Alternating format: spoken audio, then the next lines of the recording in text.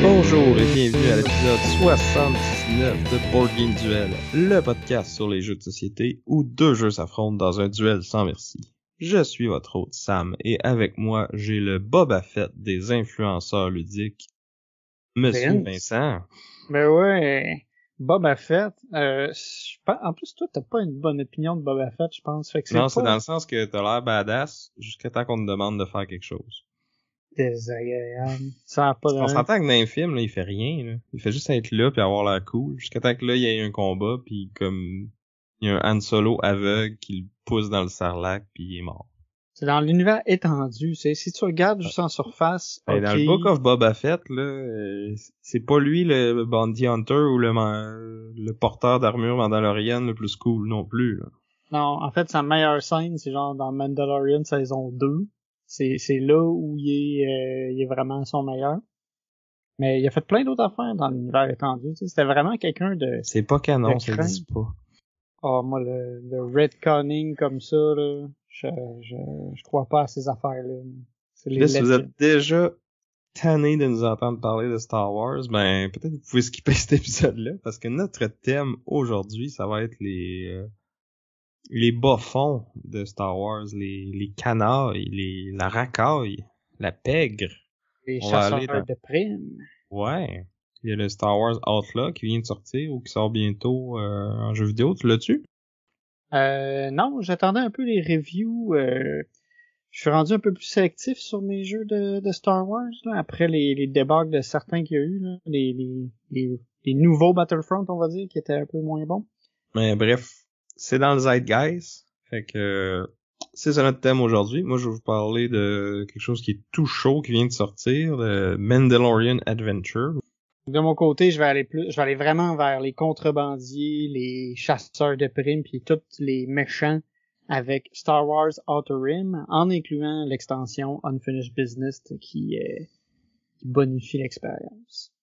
Mais ça va être pour plus tard dans l'émission. Avant tout ça, on va faire, comme d'habitude, un retour sur le duel de l'an passé. Puis on sait, dans Star Wars, il y a l'équilibre entre le côté obscur et le bon côté de la force. Mais l'an passé, notre thème, c'était les jeux équilibrés. Parce qu'on avait comme deux conditions de scoring, puis que au final, notre score final, c'était le plus bas des deux. Moi, je vous avais parlé du jeu Between Two Cities, où justement, on va construire deux villes avec chacun de nos voisins de gauche et de droite. Donc, c'est un jeu de draft. On va drafter des tuiles qu'on va placer dans notre ville. Puis là, il y a différents types de bâtiments qui vont se carrer de façon différente. Puis c'est ça, la twist, c'est vraiment que il faut s'entendre avec le voisin sur quelle tuile on place où. Dans le fond, quand on reçoit la main de tuile, on en choisit deux, puis après ça, on regarde avec les deux voisins laquelle qui va de quel côté, puis comment qu'on place ça, puis on négocie de chaque côté, puis il faut essayer comme de monter les deux côtés à peu près égal, parce que c'est ça, c'est la plus basse des deux qui compte. De mon côté, j'avais présenté Beer and Bread, ou d'orge de blé, où on va essayer d'utiliser des cartes qui sont en fait des cartes multi-usages, qui sont des recettes, des sources de ressources, mais aussi des upgrades. En fait, on va essayer de faire du pain et de la bière, puis c'est celui qu'on a fait avec le moins de points qui va nous donner notre score final. C'est un jeu qui joue juste à 2 joueurs, on va s'échanger nos mains de cartes à certains moments, on va avoir un marché de cartes dans certaines phases. Faut gérer notre inventaire pis tout ça. Il y a comme plusieurs petits trucs comme ça. C'est un jeu qui se joue assez rapidement, assez simple à enseigner, puis je l'aime toujours bien. Moi, j'ai pas rejoué aucun des deux, parce que les deux sont à toi.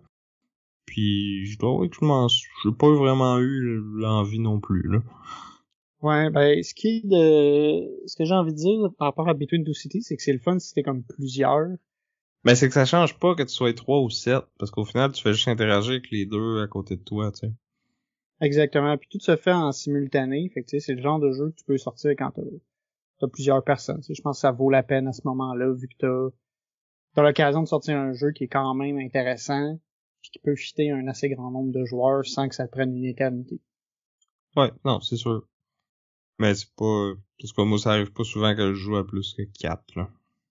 Ou Ouais. sinon, ça va être pour des vraiment gros jeux qui vont nous prendre toute la veillée, là.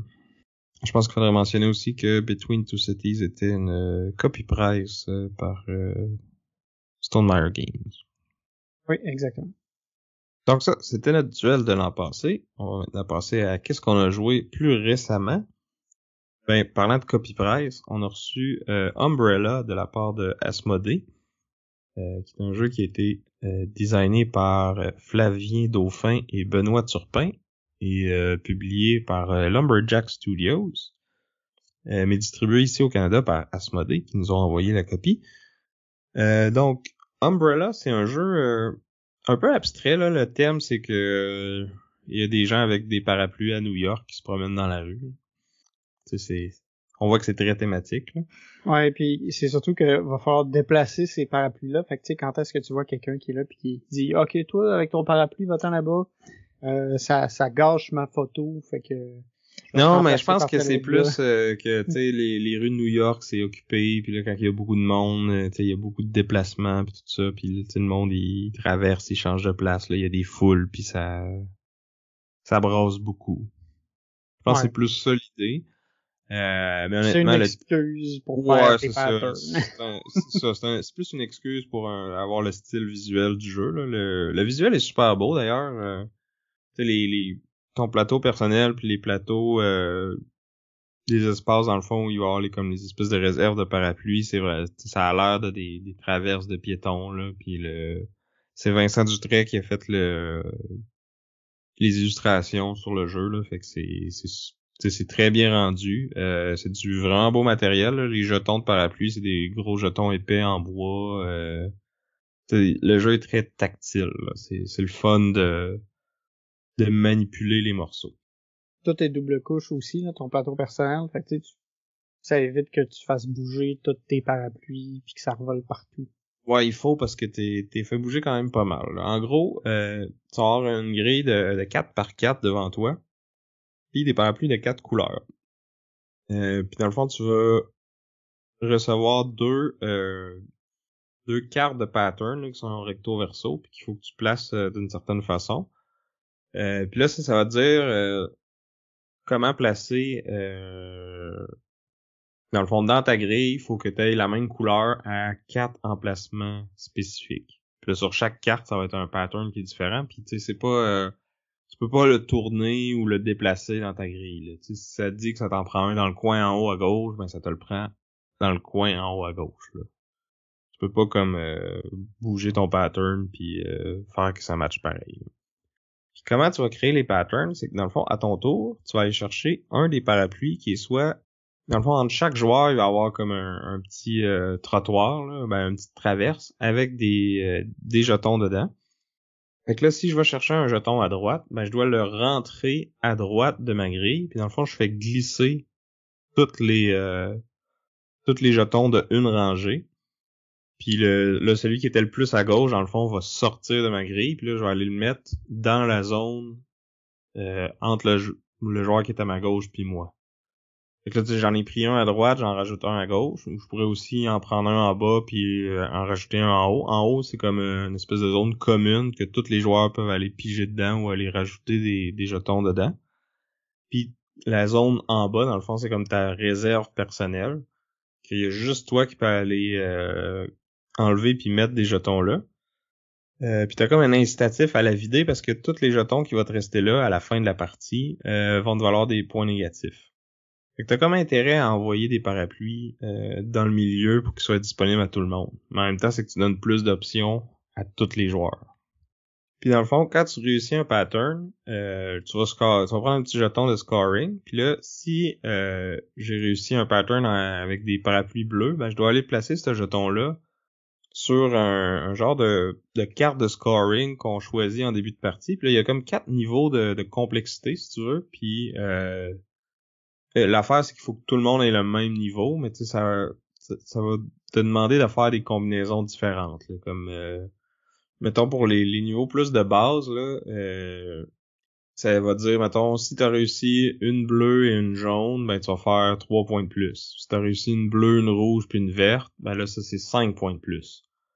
Fait que t'as comme des groupes de couleurs qu'il faut que t'aies réussi puis qui vont te valoir un petit peu plus de points si tu réussis à les compléter. Parce que par défaut, ça te vaut un peu de points pour chacun que tu complètes, mais si t'es capable de t'arranger pour que les couleurs fit ensemble, ben ça vaut un petit peu plus de points encore. Puis si tu joues tout le temps, mettons, à essayer tout le temps de faire des patterns rouges, ben à un moment donné, si t'as plus de place pour mettre un jeton de pattern carré rouge, ben ça marche pas. Là. Fait que même si tu fais ton pattern en rouge, ben ça te donne rien. Là. Tu peux pas scorer de points, puis tu peux pas parce que dans le fond, quand tu réussis ton pattern, tu l'envoies au joueur qui est à côté de toi. Fait que là, tu y rajoutes une possibilité de scoring. Puis si tu réussis à faire 2 patterns avant que quelqu'un d'autre t'en envoie un, ben tu peux mettre fin à la partie comme ça. Fait que si t'es trop efficace puis vraiment meilleur que tes amis, tu pourrais comme clencher la fin de la game d'un coup puis genre gagner 2-0 là. Ou 4-2 là, ou quelque chose comme ça, tu sais. Ouais. Puis quand tu joues à des difficultés plus élevées, tu sais, on parlait tantôt de la carte de scoring, il y a certaines combinaisons qui fait que tu peux débloquer des pouvoirs comme rejoindre un tour directement ou des trucs comme ça. Fait que ça fait que t'as intérêt à essayer d'abuser de ces pouvoirs-là pour pouvoir faire progresser la game plus vite puis faire la grosse victoire de faire plusieurs patterns d'un coup. Ouais, je pense que ça te prend ça si tu veux réussir, là, parce que honnêtement, moi j'ai juste joué avec les plus simples, parce que toutes les fois que j'ai joué, il y avait comme quelqu'un qui avait jamais joué, fait on voulait pas aller dans le trop compliqué. Puis tu sais, c'est souvent genre je réussis un pattern, puis là, 1 ou 2 tours après, l'autre il en réussit un aussi. Là, tu sais. On se suit tout le temps de proche. Surtout quand j'ai joué à deux avec Ariane, là, tu sais, elle a trouvé que c'était un peu plate à cause de ça, parce que c'était comme genre on avait tellement de. On était pas trop limité dans les choix des parapluies qu'on pouvait aller chercher. Parce que ça brassait pas beaucoup dans le milieu, parce qu'on était juste deux, tu sais.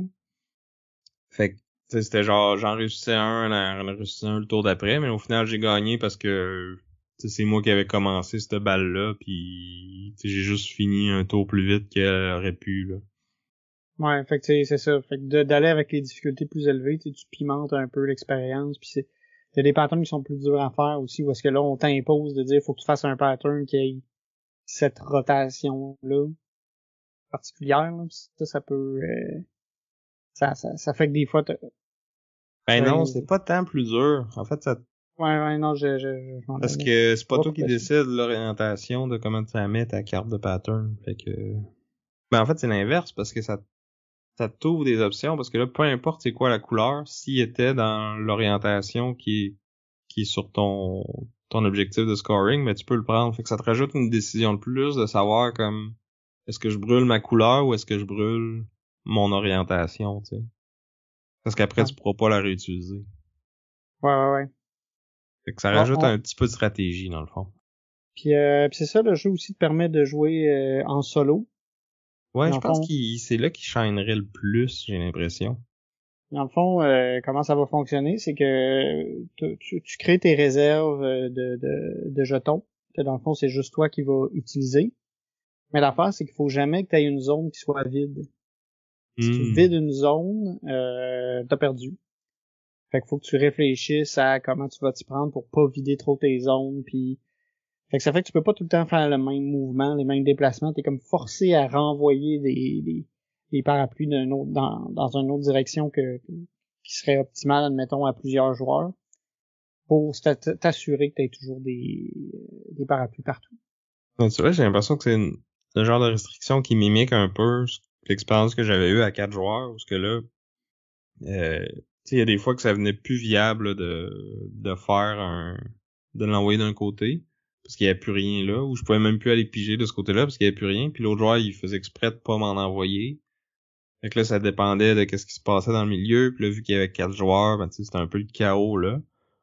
Fait que j'avais trouvé que c'était plus intéressant comme ça qu'à deux, où ce que tu sais au final, oui, il y a de l'interaction, mais tu sais, ça influençait pas vraiment les décisions, là, parce que il rajoute une règle aussi de quand tu donnes ton pattern à l'autre, à deux, tu peux choisir, les cartes sont recto verso, fait que là, tu peux choisir si tu lui donnes recto ou verso, mais comme, tu sais, c'est trivial, là, de regarder le board de l'autre puis de voir lequel qui est le plus facile à faire que l'autre, fait que tu lui donnes pas ça, tu sais. Fait que, tu sais, il te rajoute une décision, mais pas vraiment, là. Une En fait, décision qui est tout le temps évidente, là. c'est ça, en fait, c'est plus, tu peux te tirer dans le pied en prenant pas la bonne parce que tu vas aider ton ami, Mais non, mais tu tu le vas le feras pas, voir tout c'est de ça, tu suite. vas l'éviter. C'est ça. Fait que ça fait juste que c'est plus long, mais t'as pas plus de décisions, t'as plus d'affaires à checker, mais c'est une non-décision, là. C'est pas un choix, là. Ouais. Fait qu'au final, c'est peut-être tout seul et à plus nombreux que le jeu va être plus intéressant. C'est ça. Puis, comme j'ai dit, le jeu est super beau, le matériel, c'est du top qualité, là, vraiment, il fait des belles photos, là, vous irez voir sur Instagram. Je sais pas s'il va rester longtemps dans ma collection, là, mais j'ai quand même bien aimé les deux parties que j'ai jouées, là. Ça vaut la peine de l'essayer, je dirais. Donc, c'était Umbrella de Flavien Dauphin, Benoît Turpin et Lumberjack Studio. Un autre jeu que j'ai joué dans la même soirée, à 4 joueurs, celui-là aussi, c'est le jeu River of Gold, qui a été designé par Keith Pigot et publié par Office Dog. Puis c'est un jeu qui est dans l'univers de Five Ring, là, qui est un jeu de rôle. Legend of the Five Ring, ouais. Ouais, c'est ça. C'est de jeu de rôle d'inspiration de mythologie japonaise. Ouais, c'est ça. Mais honnêtement, le thème est un peu plaqué, je dirais, là. Comment je pourrais décrire le jeu, c'est que c'est un peu un mélange entre les châteaux de Bourgogne puis le Monopoly. Il me semble que c'est un drôle de mix. Ouais, mais en gros, c'est que tu vas, à la fin de ton tour, mais au début de la partie aussi, tu roules le dé, qui est un D6, là, standard, puis selon la face que tu as obtenue, ça va restreindre les actions que tu peux faire. Il y a 3 actions que tu peux faire. Dans le fond, tu peux remplir un contrat, euh, mais si dans le fond, c'est que tu livres des marchandises à quelqu'un, puis il faut que ce quelqu'un-là, sur sa carte, il va avoir un chiffre, fait que là, il faut que ça fitte avec le chiffre du dé. Tu peux construire un bâtiment dans une des régions, puis encore là, tu peux seulement construire dans la région qui fit avec le dé, ou tu peux déplacer ton bateau sur la rivière, du nombre d'espaces de ton dé. Puis t'as 2 bateaux, fait que tu t'as quand même un choix, là, fait que c'est du roll and move, un petit peu, mais t'as quand même le choix entre lequel des 2 pions tu bouges, puis t'es pas obligé de bouger non plus, tu peux décider de faire une autre action. Puis en plus, t'as comme une ressource je pense qu'ils appellent ça la prière, là, ou la foi, ou je sais plus quoi, là, mais bref, quelque chose qui fait que tu peux modifier ton dé. Là. T'en dépenses un, ben tu peux comme ajouter plus ou moins un à ton dé, puis tu pourras en dépenser jusqu'à 3 pour aller jusqu'au bout, parce que tu peux passer de 1 à 6 aussi. Là. Hmm. Fait que t'auras jamais besoin de dépenser plus que 3, tu sais. C'est un Monopoly avec la mitigation, au moins. Oui, c'est ça. Comme dans Castles of Burgundy. Mais ça te coûte quand même cette ressource-là qui est plus ou moins facile à avoir, je te dirais. Fait que c'est ça. Quand tu construis un bâtiment, dans le fond, t'as comme un choix entre 4 bâtiments. Puis là, ça va te donner, ça va te faire monter sur la piste de la région dans laquelle tu le construis. Puis là, toutes les pistes sont un peu différentes, mais il y a des bonus dessus. Fait que là, quand tu dépasses certains niveaux, tu gagnes le bonus, là, qui peuvent être différentes ressources ou de la prière ou de l'argent.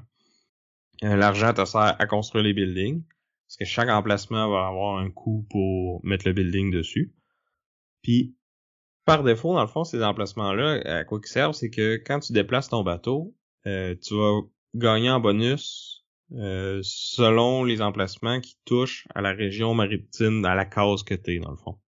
Fait que, mettons, ma case est adjacente à 4 buildings. Fait que quand il n'y a pas de building dessus, ben, je fais 4 piastres. Mais là, les buildings que les joueurs vont rajouter, dans le fond, c'est que ça va modifier le bonus que quelqu'un fait quand il arrête là. Mais ça va aussi donner un bonus au joueur qui a bâti le building à toutes les fois que quelqu'un s'arrête dans une case qui touche à ce bâtiment-là. Tu chaque bâtiment va toucher à 2 cases, mettons. Puis chaque case est adjacente à comme 3-4 bâtiments. Fait que là, plus la partie avance, plus ces cases-là vont évoluer parce que le monde va placer des buildings. Fait que tu vas avoir des bonus différents quand tu t'arrêtes là. Puis c'est ça, dans le fond, les ressources, à quoi ça sert, c'est pour la troisième action là, que je parlais, qui était de vendre, de remplir un contrat. Fait que dans le fond, au début de la partie, t'en as 2. Et toutes les fois que t'en complètes un, tu repiges 2 cartes puis t'en gardes une. En fait, t'en discartes une. Fait que je pense que tu pourrais garder tes 2 nouvelles puis flusher celles que t'avais. Puis c'est ça, dans le fond, ils vont te demander une certaine combinaison de ressources bien précises, mais tu peux toujours échanger 2 ressources pareilles pour n'importe quelle autre. Puis il y a juste 3 ressources différentes. Puis t'es comme limité dans le maximum que tu peux avoir, là. Fait que tu peux pas juste comme en accumuler une tonne puis après ça toutes les dépenser d'un coup. Puis en plus, ça va te donner un petit bonus, là, soit un bonus de plus à toutes les fois que ton bateau il va jusqu'à la fin de la rivière puis qu'il remonte en haut. Parce que normalement quand tu fais ça, ça te donne soit une ressource, soit 3 piastres. Ben là, si t'as livré à un certain type de personnage, là, je pense que c'est les marchands. Ben ça te donne un bonus de plus à toutes les fois que tu fais ça. Il y en a qui te donnent qui vont doubler ta récompense de points pour les tracks des régions. Parce que dans le fond, chaque track de région, j'ai dit qu'il y avait des bonus dessus, mais il y a aussi des points en fin de partie pour celui ou celle qui est le plus haut dessus. Puis là, ils sont pas toutes pareilles. Mettons, il peut y en avoir une qui donne 10 points au premier, 7 points au deuxième, puis 2 points au troisième. Puis là, l'autre à côté, ben, on en donne 8 puis 4, puis l'autre, c'est 3, 2, 1, tu sais. Il y en a qui valent plus cher que d'autres. Ça va varier d'une partie à l'autre. Fait que, ça te fait un petit setup qui est différent, là. Je suis pas prêt à dire que ça change tant que ça l'expérience de la game, là, mais faut quand même que tu checkes sur quel track que tu veux monter le plus, là. Ouais, ça fait que c'est pas tout le temps, mettons, le blé ou la soie, là, qui est le meilleur, là, ça peut être les autres ressources. C'est tout le temps la même affaire, il faut que tu ailles chercher cette ressource-là, c'est seté parce que c'est ça qui vaut le plus cher. Là, ça va varier d'une game à l'autre à cause de ça.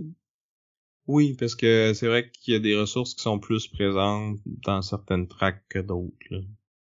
Fait que c'est ça, c'est quand même assez simple. Tu sais, je disais que ça me rappelait Castle of Burgundy parce que dans le fond, t'es limité dans tes actions par les chiffres que tu roules avec tes dés, mais il y a une façon de le mitiger. Puis c'est ça, tu sais, la partie Monopoly, c'est plus que comme, tu sais, le monde, ils construisent des buildings, puis les autres joueurs vont arrêter dessus, puis ça va te donner des bonus, tu sais. Ouais. Non, je vois bien C'est ma l'analogie. métaphore un peu boiteuse, là, mais pour vrai, c'était beaucoup plus proche des châteaux de Bourgogne que du Monopoly, là. Puis honnêtement, tu sais, moi, les châteaux, c'est pas un jeu qui m'a jamais fait triper tant que ça. Lui, il est-tu mieux, il est-tu pire? Dur à dire, là. J'ai plus joué à Burgundy qu'à celui-là, donc euh, mais tu sais, c'est le même genre de feeling, là. Fait que je pense que si vous tripez sur un, vous avez des bonnes chances probablement d'aimer l'autre aussi. Mais moi, les deux, tu sais, comme ça me plaît assez pour que je sois partant pour y jouer si on me le propose, mais pas plus que ça, tu sais. Par contre, lui, je trouve qu'il est vraiment beaucoup plus beau, là. C'est sûr que moi, j'ai pas vu la nouvelle édition là, de Awaken Realms, là, de Château de Bourgogne avec les tuiles en 3D pis tout, là. Espèce d'affaires overproduce, super bling. Peut-être qu'il y en a qui aiment ça, mais en tout cas, c'est pas pour moi. J'ai plus vu, tu sais, sur BGA, c'est inspiré de la vieille version beige de là 15 ans, là. Celui-là, il est quand même pas mal plus beau, tu sais, il y a des traits d'overlay doré dessus, là, vu que c'est River of Gold. Fait que, tu sais, il est super bling lui aussi, mais le style visuel, je le trouve plus plaisant un peu, là, moins beige, là. Pis toi, Vince, à quoi t'as joué récemment? Ouais, récemment, j'ai essayé l'extension Australia du jeu Nucleum. Nucleum a été d'abord designé par Simone Luciani et David Turczi. Puis l'extension est publiée par Boards and Dice comme le jeu original. L'extension est sortie cette année. J'étais bien curieux parce que j'avais beaucoup aimé Nucleum.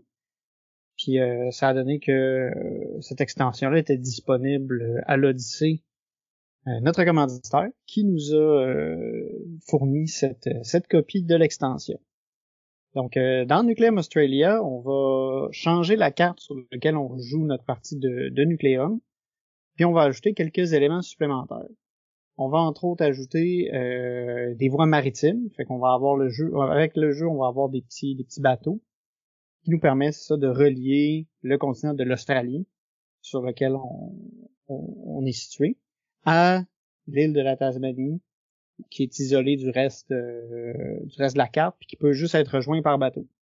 Le jeu va aussi être différent, surtout dans le positionnement en fait des sources de charbon, parce que souvent, c'est pour pouvoir gagner un nucléum, il va falloir électrifier des bâtiments, puis pour ça, il va falloir fournir du charbon à des centrales électriques pour envoyer le courant, ou plus tard, ça va être de déplacer de l'uranium à des nucléums qui vont produire plus d'électricité. Contrairement au jeu original, les sources de charbon sont beaucoup plus limitées. Fait qu'il faut penser un peu notre réseau différemment pour acheminer ces ressources-là à nos usines. Puis en ayant la Tasmanie qui est séparée, on peut agrandir notre réseau en incluant la Tasmanie avec des bateaux qui va pouvoir déplacer des ressources, mais pas d'électricité. Fait qu'on a ce gros changement-là à la carte qui est apportée dans l'extension. Ouais, ça fait que c'est un peu plus tight, il y a un peu plus de compétition justement pour les spots où ce que l'énergie est plus facile à produire parce que les ressources sont plus proches. Mais tu sais, au final, ça change pas tant Pas tant l'expérience, c'est ça. Non, c'est ça. T'as déjà dit pas mal toutes les règles qui ont changé, là. C'est juste les bateaux mais tu sais, c'est quand même logique qu'ils peuvent transporter des marchandises, mais pas de l'électricité, tu sais. C'est facile à s'en souvenir, là.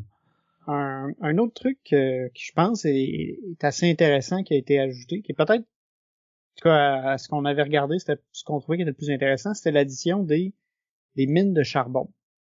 C'est comme une source additionnelle de charbon que tu peux construire sur le plateau. Fait que t'as certains emplacements où tu peux décider de dire, OK, je mets mes ouvriers là, ça fait que cette mine de charbon-là m'appartient, puis elle te donne un revenu de charbon à chaque fois que tu veux que tu veux produire de l'électricité. Parce que sinon, c'est que tu as comme deux spots où il y en a.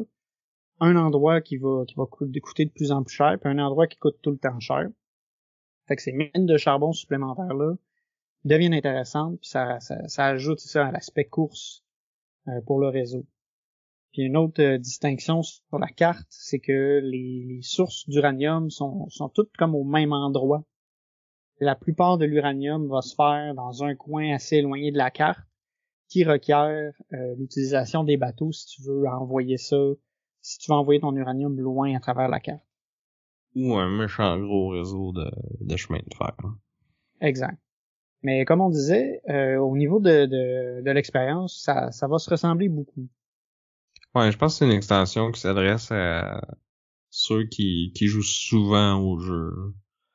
Ou peut-être, à la limite, si tu trouvais que c'était trop ouvert, pis que tu voudrais quelque chose d'un peu plus tight, ça pourrait être pour toi, mais honnêtement, moi j'ai pas senti que c'était une si grosse différence que ça. C'est sûr que j'ai pas joué beaucoup, fait que peut-être qu'il y a des petits détails ou des petites implications que je saisis pas encore, puis que pour un joueur plus expert, ça ferait une grosse différence, ça changerait complètement tout. Mais pour comme quelqu'un de casual qui joue peut-être une fois ou deux par année, je pense que je m'en tiendrai au jeu de base. Là. Ouais, parce que le feeling de la partie reste le même. Tu sais, je veux dire, je peux pas dire que j'ai eu plus ou moins de fun à jouer avec Australia qu'avec le jeu de base, parce que j'ai beaucoup aimé les deux expériences. Tu sais, je dirais pas que faut que t'achètes Australia, je veux dire, ça change tout le jeu. Il y a des bonnes chances en fait que la prochaine extension soit plus transforme un peu plus l'expérience de jeu que Australia le faisait. Je pense qu'elle s'adresse, c'est ça, vraiment aux gens qui ont abusé du jeu, qui ont joué puis rejoué puis qui veulent un petit vent d'air frais, mais qui changer la méta un peu là. C'est ça, mais qui veulent pas trop brasser leurs habitudes, ou en tout cas qui veulent juste un peu de changement pour pimenter le truc. Fait que tu sais, moi personnellement, je pense que quand je vais jouer, ça va être un peu La première game, c'est sûr que je te conseille de la jouer peut-être sans Australia, mais ça s'intègre bien aussi à des nouveaux. Quand on a joué la partie, on avait invité quelqu'un qui avait pas joué au jeu de base, puis d'intégrer les petites affaires supplémentaires de l'extension, ça n'a pas été trop compliqué. Mais tu sais, au niveau du positionnement, du réseautage, tu sais, ça, vu que c'est un peu plus tight, un peu plus serré, c'est peut-être mieux de commencer avec le jeu de base avant de se lancer dans l'extension. Mais comme je disais, c'est bien le fun. Je veux dire, si vous avez aimé Nucleum, vous allez aimer Nucleum Australia, c'est définitif. Ouais, je pense que oui. C'est ça. Puis s'il y a des gens qui veulent plus une expérience différente, ben là, gardez l'œil ouvert pour la prochaine extension. Celle qui est Court of Progress, qui elle va rajouter des trucs supplémentaires, qui rajoute des espèces de pistes politiques, qui va rajouter aussi des experiments différents. Fait que ça va probablement être plus différent que Australia l'est. Mais c'est pas encore Tu vois, disponible. moi ça m'attire moins parce qu'il y a déjà quand même pas mal de stock dans le client. Fait que je pense pas que j'ai besoin de rajouter d'autres systèmes par-dessus. Mais bon, ceux qui veulent vraiment plus, ben ils peuvent, ils auront cette opportunité-là. Mais ça, on l'a pas essayé encore, on n'a pas, on sait pas de quoi ça va avoir de l'air, mais ça s'en vient. Ça va probablement être disponible à l'Odyssée. Je serais pas surpris, hein, parce que à l'Odyssée, ils ont beaucoup de nouveautés qui arrivent tout le temps, à tout moment, dont Path of Civilization. Si vous avez probablement vu des photos qu'on a postées sur notre Instagram de ce jeu-là, on va probablement en parler prochainement, mais c'est un jeu qui est maintenant disponible à l'Odyssée. Sinon, il y a moyen de faire des précommandes aussi. Unsettled, qui est en précommande en ce moment, la version française. Je pense que c'en est un qui t'intéressait, ça. Ah ouais, non, moi c'est sûr. Quand j'ai vu qu'il sortait en précommande à l'Odyssée, j'ai directement écrit via Facebook au propriétaire parce que c'est sûr que j'en veux une copie, là. Fait que c'est ça, tout ça et plus, c'est disponible à l'Odyssée, boutiqueodyssée.com, ou sinon vous pouvez aller sur place à Belleuil. Super bon service, des rabais fidélité, service de location, toute la patente. Merci encore beaucoup à l'Odyssée pour nous commanditer. Oh, puis si vous avez des jeux usagés ou des casse-têtes que vous désirez vendre, il va y avoir un bazar à l'Odyssée qui va avoir lieu les 21 et 22 septembre entre 10h30 et 16h. Il y a un document que vous pouvez télécharger sur leur site pour pouvoir, dans le fond, faire vos fiches de vente. Puis sur place, ben vous pouvez acheter des jeux usagés de d'autres joueurs de jeux de société. Puis peut-être que vous allez pouvoir vendre les vôtres. Ouais, c'est une belle façon de changer sa collection un peu. Bon, fait que maintenant on va passer à notre événement principal, notre duel de jeux de Star Wars dans les bas-fonds et les criminels et les chasseurs de primes. Je vais vous parler de Mandalorian Adventure, un jeu qui a été designé par Cory Konieczka et Josh Beppler et publié par Unexpected Games un peu plus tôt cette année. En fait, il vient de sortir, là, c'est tout chaud, puis ils nous ont envoyé une copie presse pour qu'on puisse l'essayer pour vous. On les remercie d'ailleurs. Merci à Unexpected Games et Asmodee qui a fourni la copie en fait, puis qui distribue ici au Canada. Donc, Cory Konieczka, si vous nous écoutez depuis plus qu'un épisode, vous avez probablement déjà entendu son nom. C'est un des auteurs préférés à Vincent. Moi, je l'adore aussi. Je pense que c'est le maître du Ameritrash, donc des jeux thématiques qui va nous faire vivre des histoires vraiment en lien avec le thème, plus que par les mécaniques. Mais je trouve que lui, il réussit à faire des jeux thématiques, mais avec des mécaniques solides, là. Il a été longtemps pour Fantasy Flight, là. Il a fait Star Wars Rebellion, justement, Battlestar Galactica. Fait qu'il y a beaucoup d'expérience pour adapter les propriétés intellectuelles puis faire des bons jeux avec ça. Fait que j'étais très excité d'essayer Mandalorian Adventure, qui dans le fond est basé sur la saison 1 de la série. C'est un jeu type Dungeon Crawl, mais il y a une campagne, mais pas vraiment. Dans le fond, on va avoir comme 4 missions cinématiques qu'ils appellent, là, qui vont vraiment recréer fidèlement 4 épisodes de la série, puis qui vont nous proposer des personnages en particulier qui étaient les personnages qui étaient là dans cet épisode-là, mais dans le fond, il y a rien qui nous empêche de... Tu sais, il y a 8 personnages dans le jeu, ben on pourrait prendre n'importe quel des 8 pour n'importe quelle mission, puis ça marche pareil. Mais si on veut s'en tenir à la version cinématique, ben la première mission, ça va être le Mandalorian et IG-11 qui vont chercher le butin, là, qui, spoiler alert, va être l'enfant. Ouais, on va essayer de rester spoiler free si jamais ça vous intéresse de suivre la série ou de vous lancer dans le jeu. Rendu là, ça fait comme 5 ans, là, je pense que pour la série... 5 ans? Ah ouais, c'est pas à peu près. Il me semble que ça fait longtemps. Là. Ils sont rendus à la saison... Ils ont 3 saisons de fête, là. My God, t'as raison. Ça fait 5 ans. Le temps va donc bien vite. Fait qu'on peut même dire que l'enfant, c'est bébé Yoda rendu là, mais qu'on sait maintenant qu'il s'appelle pas bébé Yoda.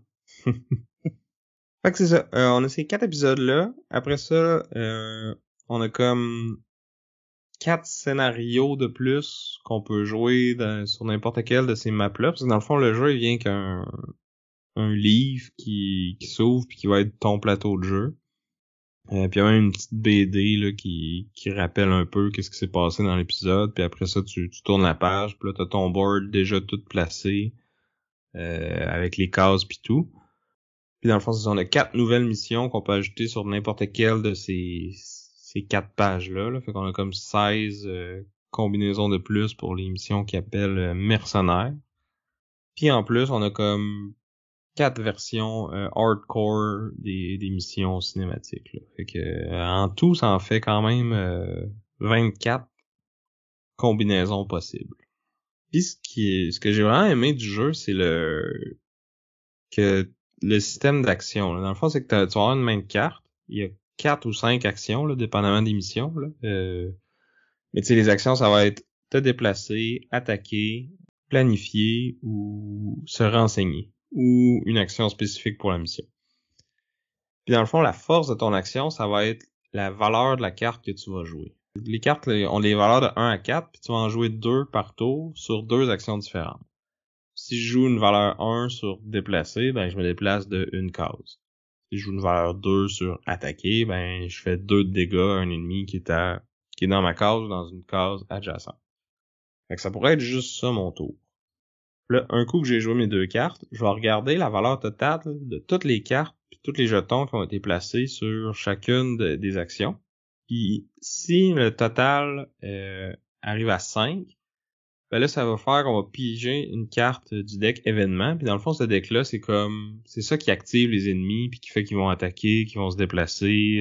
Il peut en arriver des nouveaux, du bad stuff qui arrive. Puis c'est ça qui fait réagir dans le fond les ennemis. Là. Sinon, par défaut, ils vont pas bouger, ils vont pas attaquer, ils vont pas rien faire. Fait que tu sais, si tu joues tout le temps plein de petites valeurs sur plein d'actions différentes, tu peux enchaîner 3-4 tours de suite avant que les ennemis réagissent.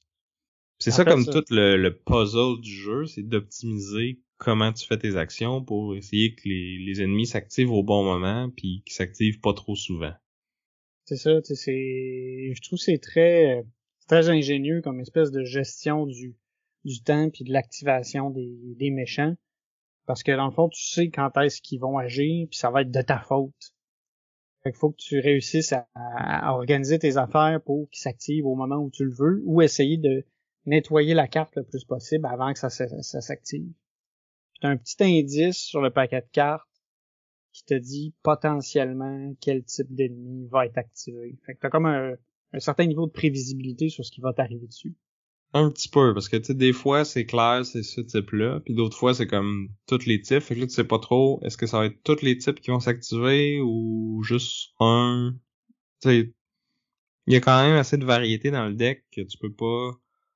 Tu sais, le dos de la carte que tu vois, tu sais ça t'enligne un petit peu, mais tu peux pas savoir pour sûr, tu sais.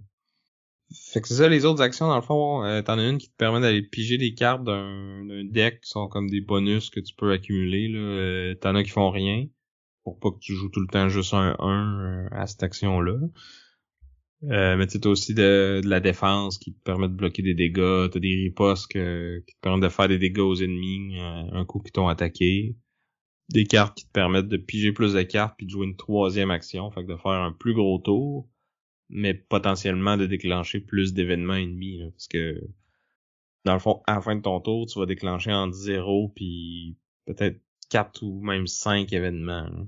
Parce que tu as certaines cartes qui vont avoir des bonus si tu les joues à une action en particulier. Là. Fait qu'il va y avoir un petit texte dessus. Comme par exemple, mettons le Mandalorian, il y a une carte lance-flamme. Fait que c'est une valeur 2. Si je la joue pour me déplacer, ben je me déplace de 2 puis that's it. Mais si je la joue en attaquant, ben je vais faire 2 de dégâts. Puis en plus, je vais déclencher le texte qui va dire fais 2 autres dégâts à un ennemi dans ta case. Fait que tu pourrais attaquer 2 fois le même ennemi ou splitter ton attaque en 2. Puis comme chaque personnage, dans le fond, on a un petit deck d'à peu près 15-20 cartes à peu près. Là. Il y a comme un système de tutoriel. Là, c'est pour ça que c'est comme semi-campagne aussi. Là. Le jeu te donne les règles à coups de petites bouchées. Là. Je trouve qu'ils te prennent même un petit peu trop par la main. Là. La première partie que tu fais, si tu suis ce paquet guide-là, t'as pratiquement pas de cartes avec des effets bonus. Là. Fait que c'est un peu... c'est vraiment un mode tutoriel, là, je vous dirais. Si vous avez déjà joué à d'autres Dungeon Crawl, moi, je recommanderais quasiment de tout passer le paquet guide. Lisez les règles, lisez tout le paquet guide, puis lancez-vous avec tout. Là. Quand je t'ai fait essayer le jeu, on avait déjà tout mis, puis j'ai pas réenlevé, puis je pense que c'était quand même facile à prendre en main. Là. Ouais, puis je t'avoue que quand j'ai rejoué tout seul après, puis moi j'ai enlevé tout. Je me suis dit, je vais voir de quoi ça a l'air au début, puis je trouvais ça vraiment mieux avec toutes les autres cartes additionnelles, toutes les petites mécaniques supplémentaires qu'ils rajoutaient. C'est ça. Je pense que c'est là il y a plus de stratégie, il y a plus de trucs, puis oui, c'est plus de choses à prendre en main, mais je pense que si c'est pas ton premier jeu dans ce genre-là, tu peux te lancer tout de suite aller nager dans le profond. Là. Ouais, c'est pas un jeu d'une énorme complexité, on s'entend. Le jeu se veut assez accessible. C'est ça, je pense qu'il vise grand public, là, pas juste les fans de jeux de société, mais juste mettons quelqu'un qui a bien aimé la série puis il voit un jeu là-dessus, je pourrais essayer ça, tu sais. Ouais, puis il y a moyen de moduler la difficulté aussi parce que ton bonhomme, tu peux le mettre en mode normal, expert ou novice. Puis dans le fond, ce que ça fait, c'est que t'as plus de points de vie. Puis t'as pas comme une habilité supplémentaire, mais tu sais, en même temps, c'est pas ultra complexe comme jeu. Non, Même c'est ça. si tu joues avec tout.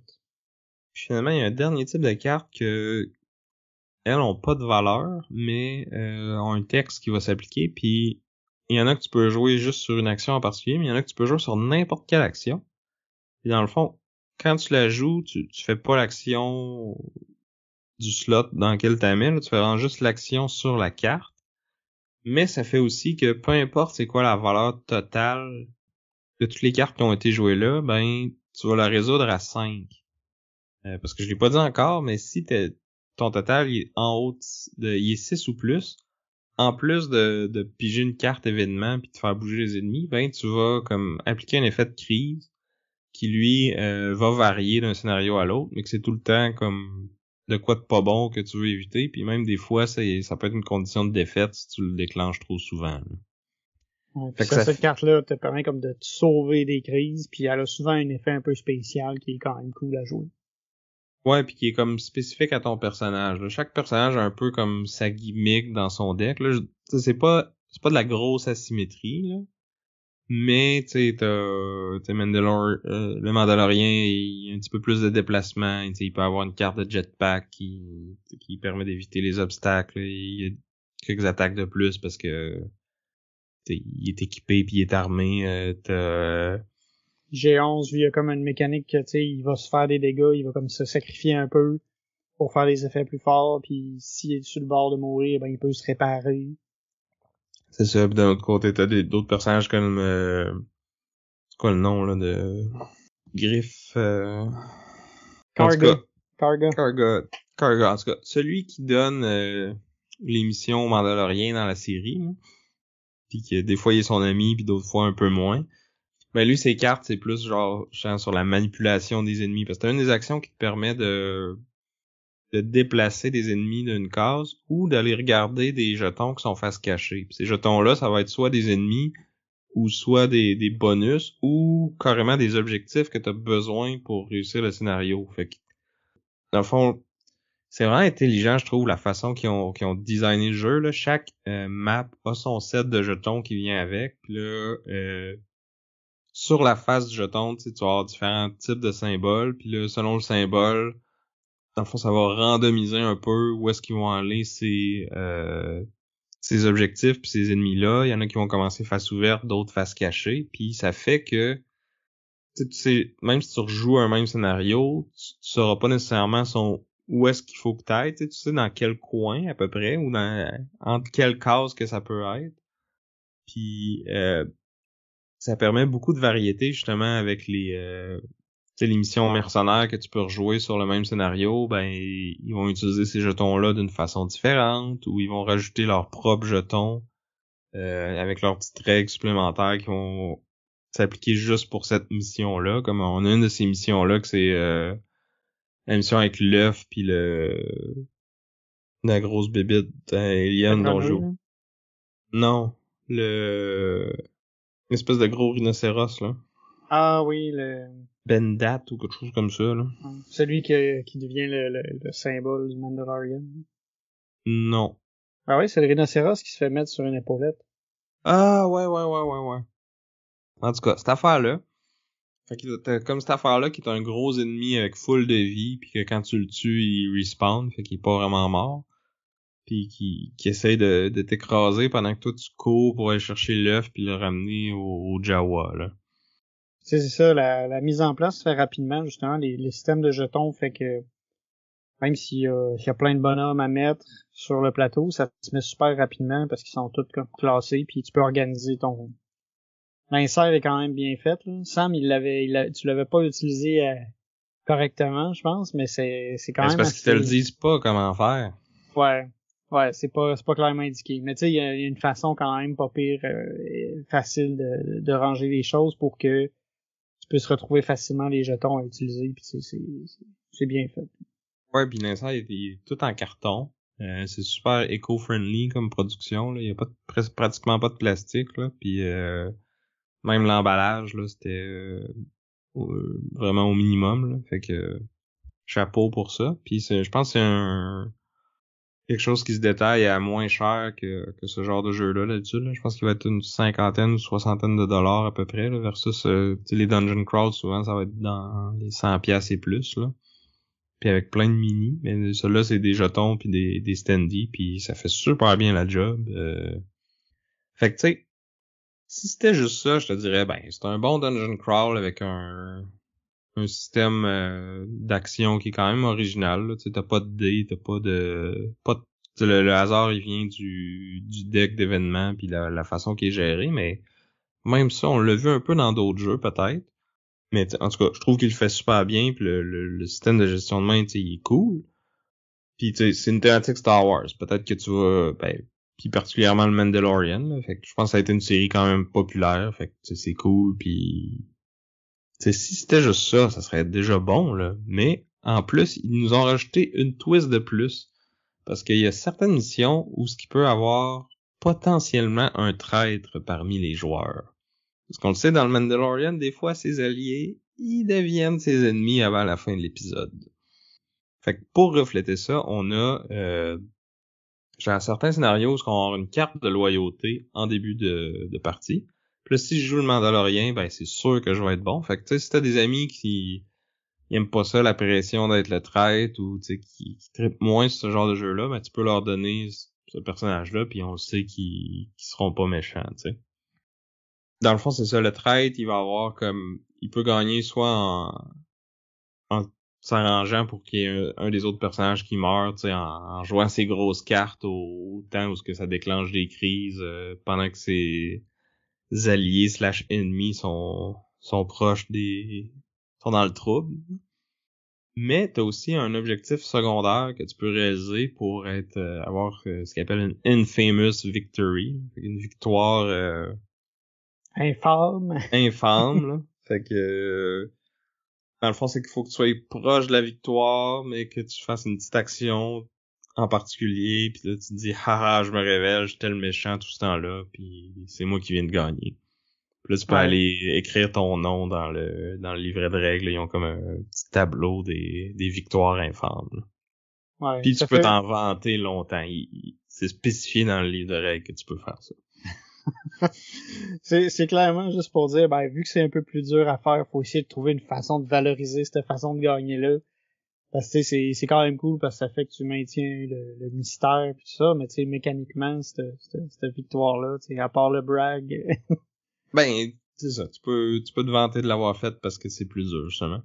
Puis je trouve que les mécaniques du jeu se prêtent bien à ça.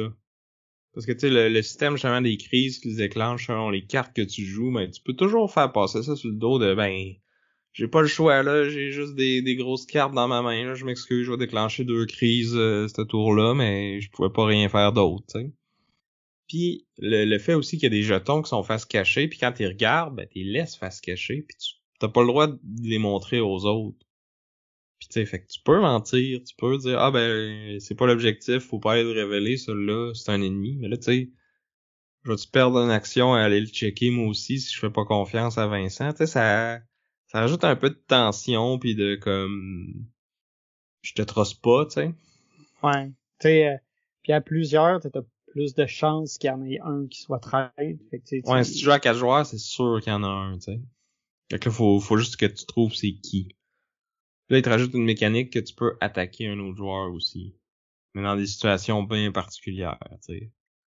Fait que je serais curieux de l'essayer à 4, justement en sachant qu'il va en avoir un. À date, je l'ai presque juste joué en solo, puis 2 fois en multijoueur, puis juste une fois avec un trade potentiel, puis finalement on n'avait pas, tu sais. Fait que on a passé la game à comme se méfier un peu. Ouais, c'est ça, se méfier plus qu'autre chose. Mais je pense que vers la moitié moi en tout cas vers la moitié du scénario, je commençais à truster puis à penser que tout allait bien puis qu'on était vraiment les deux gentils, tu sais. Ouais. Moi, il y a eu une fois où, tu sais, t'avais regardé un jeton puis je m'étais dit, je suis mieux de le checker, moi aussi, ce jeton-là, d'un coup que, mais c'était, finalement, j'avais pas été checké puis on était correct, on était tous des gentils. C'est ça. Puis sinon, tu sais, il y a un mode aussi, soit que tu peux jouer en solo ou si, mettons, tu joues avec pas le bon nombre de joueurs pour les personnages que t'as, là. Fait que si, mettons, tu veux le faire en cinématique puis que dans cette mission-là, il y a 4 personnages, mais que t'es juste 2 joueurs ou 3 même, t'as comme le mode, je pense qu'ils appellent ça bac à sable. Ce que tu vas faire, c'est que tu vas faire un gros deck, puis tu vas mélanger les cartes de tous les personnages qui sont en jeu, puis t'en piges 4 là-dedans, puis tu sais, quand je joue une carte de passe Vizsla, ben c'est passe Vizsla qui doit faire cette action-là, mais comme tout le monde contrôle tous les personnages en même temps, tu sais. Ouais. Fait que dans le fond, tu peux faire que le Mandalorian joue plein de fois de suite, puis là, après ça, ben, dans le deck, les autres bonhommes vont commencer à sortir, puis ça va changer un peu la façon dont les tours vont se faire. C'est ça.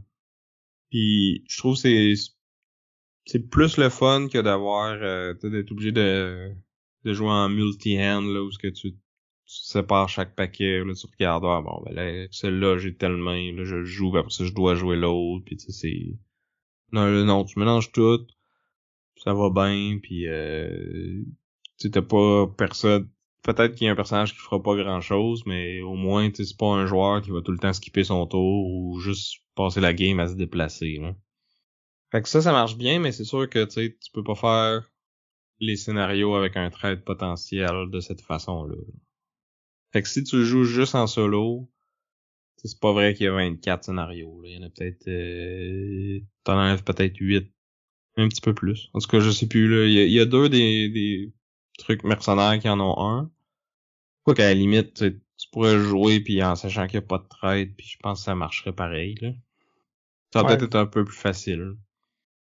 Mais c'est ça, puis en mode, j'ai essayé une mission en mode expert, là, puis ça prend vraiment une coche, puis c'est beaucoup plus tough, là. Les ennemis sont plus forts, ils ont plus de vie, ils ont des nouvelles habiletés qui se rajoutent, là.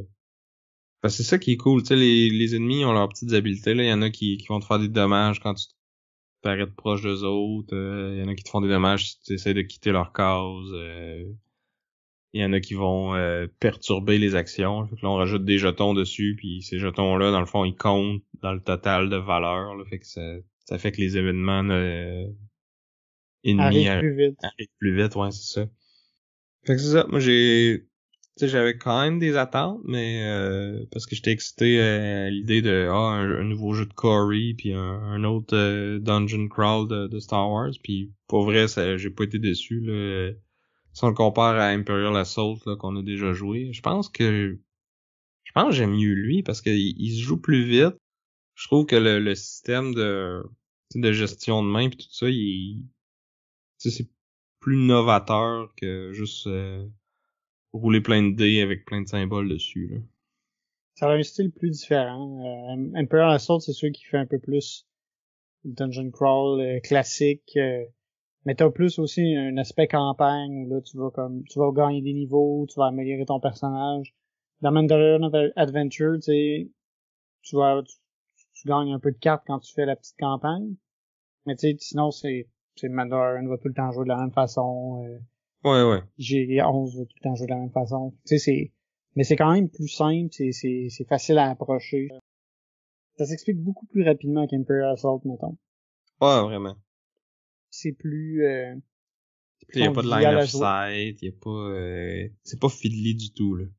Ouais, c'est plus facile à jouer solo qu'Imperial Assault. Mais bon. C'est pas à Imperial Assault qu'on va le comparer aujourd'hui.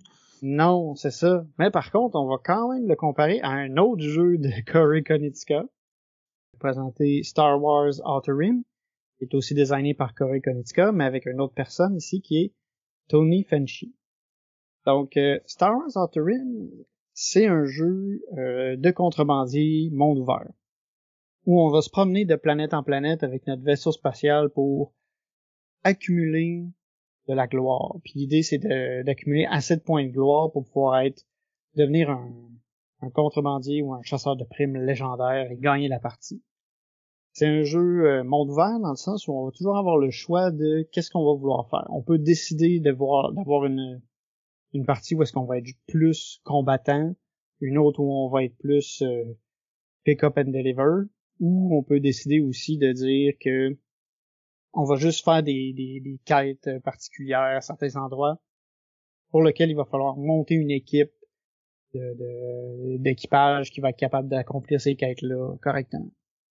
J'ai joué à la version de base, mais depuis que j'ai l'extension, en fait, je ne joue plus sans l'extension, fait que je vais inclure à ma description l'extension qui était Unfinished Business, qui rajoute un peu de tout, mais principalement aussi un raccourci à travers la galaxie, la possibilité de rencontrer plus de personnages et qui rajoute aussi un automa supplémentaire qui est intéressant quand on veut jouer en solo. Donc, dans Star Wars Outer Rim, on va jouer un personnage de Star Wars. C'est tous les chasseurs de primes différents. Il y a Han Solo, Lando Calrissian, Chewbacca, Jyn Erso qui vient de Rogue One. On a des personnages aussi qui viennent de la série Rebels. Puis on va choisir ce personnage-là, on va aller choisir un vaisseau de départ. On commence avec une job de départ qui nous dit tu vas être telle planète puis il faut que tu fasses tel truc. Puis tu commences. Fait que t'es vraiment laissé un peu à toi-même dans le sens où il faut que tu prennes tes propres décisions, tu t'en vas où tu veux, puis tu crées ta propre histoire. Puis ça, c'est un aspect qui est assez important du jeu, c'est un peu le narratif que tu vas créer à mesure que tu vas jouer. Fait que tu vas voyager, ton tour va être divisé comme en 3 phases, la phase de planification, la phase d'action, la phase de rencontre. En planification, c'est là où tu vas te déplacer en utilisant ton vaisseau. Différents vaisseaux vont pouvoir voyager à différentes distances. Puis dans le fond, tu vas te promener à travers la galaxie. Tu peux décider de juste faire des petits job-ins, ramasser un peu d'argent si t'es pauvre. Puis tu peux en profiter aussi pour réparer ton vaisseau, réparer tes blessures. Après, tu as la phase action, là où tout se passe. Si tu es sur une planète, dans le fond, tu vas pouvoir effectuer différentes actions qui vont être de vendre les ressources que tu as vendre prendre la contrebande que tu as accumulée. Tu sais, t'as de la contrebande qui va pouvoir être vendue, qui est illégale, dans le fond, qui va te permettre de faire des points, puis t'as de la contrebande qui va juste te donner de l'argent. Tu vas pouvoir aller au marché, acheter des équipements pour soit t'améliorer, soit améliorer ton vaisseau, ou même acheter un nouveau vaisseau. Tu vas pouvoir aussi faire compléter dans le fond les quêtes que tu as faites si tu es à l'endroit qui est requis. C'est aussi l'occasion de ramasser des primes, puis de regarder qu'est-ce qui est disponible, puis qui qu'il faut aller capturer ou assassiner pour pouvoir faire de l'argent. T'as aussi avec certains équipements puis tout ça des actions supplémentaires qui vont s'ajouter parce que c'est dans cette période-là où tu vas pouvoir utiliser plusieurs des objets que tu vas collecter. Finalement, on a la phase de rencontre. C'est là où on va pouvoir potentiellement rencontrer des personnages à travers la galaxie. Ces personnages-là, tu vas pouvoir décider de les recruter dans ton équipage. Des fois, ils vont te donner une petite quête qu'il faut que tu complètes pour pouvoir aller gagner de la gloire. Tu vas pouvoir aussi combattre des chasseurs parce que sur la carte, t'as des factions qui sont en jeu. T'as l'Empire, les rebelles, les syndicats du crime, les Hutt qui se promènent puis qui voyagent sur la galaxie puis qui veulent ta peau. Ou pas, si t'es leur ami. Mais toi, tu peux décider aussi de décider que tu veux les chasser. Fait que tu peux utiliser ton vaisseau pour pouvoir les combattre. Puis ça, plus t'es en combat, plus tu vas accumuler de la gloire. Mais tu vas aussi affecter ta réputation. T'as une mécanique de réputation en faire les différentes factions aussi qui est dans le jeu. Fait qu'en étant fin avec certaines factions, ta réputation augmente. Ça peut te permettre d'avoir des bonus supplémentaires quand tu vas être sur les planètes qui sont reliées à cette faction-là. Ça peut faire aussi que les patrouilles de cette faction-là vont t'ignorer. Alors que si jamais ils t'aiment pas, ben là, ils vont te tirer à vue. Il y a certains personnages qui voudront pas avoir de contact avec toi si leur faction t'aime pas. Puis, faut que tu jongles un peu avec ça. Pour justement avoir des avantages à certains moments. Si vous nous écoutez depuis longtemps, vous vous rappelez peut-être du jeu Merchants and Marauders que Vincent avait parlé dans notre duel de jeux à thématique pirate. C'est un peu une nouvelle version de ce jeu-là, mais thématique Star Wars plutôt que pirate. T'sais. On se promène sur la map, on a des NPC qui nous courent après, il y a différentes façons de faire des points, que ce soit en pick-up and deliver ou avec des missions plus spécifiques ou avec des combats ou en attaquant les autres joueurs. Moi, ça m'a beaucoup rappelé ce jeu-là. Mais tu sais, un peu plus moderne. Là. Le jeu est plus récent. Ils ont coupé un peu dans la durée, mais je pense le jeu est quand même peut être assez long.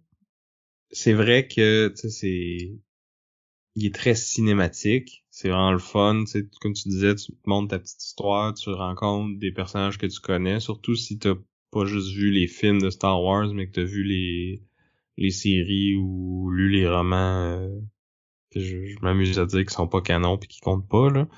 Ouais, ben la plupart du stock qui est dans Interim reste canon, là. Ouais, c'est ça. Je pense qu'il y a quelques personnages que j'étais comme, c'est qui ça? Ou, tu sais, genre, je m'en fous un peu, là. C'est genre, un bonhomme que t'as vu une fois dans un épisode en background, là.